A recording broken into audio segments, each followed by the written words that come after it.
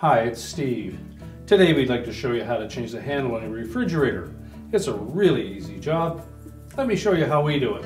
Now when doing this repair, if it's the Frigidaire, we're simply going to open that up, remove the two screws from the bottom of the handle, and we'll slide this end cap up and remove the screw on the face. If you're doing the refrigerator door handle, we simply need to remove that lower access cover. Just take a flat blade screwdriver and carefully press down on it to slide it off. We'll set that aside. And then using either a number 2 square head screwdriver or a number 2 Phillips screwdriver, we'll remove the single screw on the face.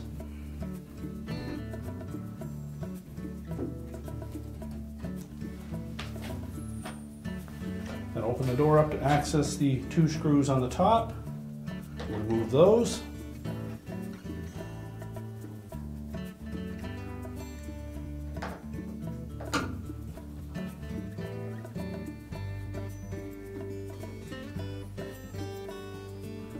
Remove the old handle and discard it. And clean those 2 surfaces that your handle will sit on. Line up the top first. And install those 2 screws, but don't tighten them yet.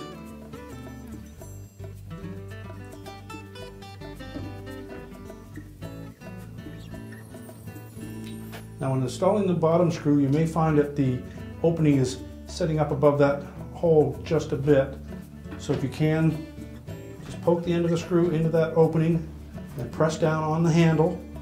And that will force the bottom edge down enough that you can start that screw.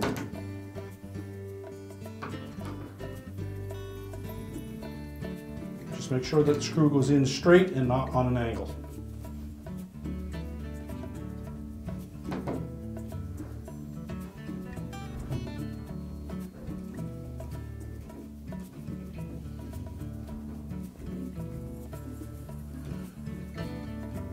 Once you've tightened that bottom one securely, you can then snug up the top ones.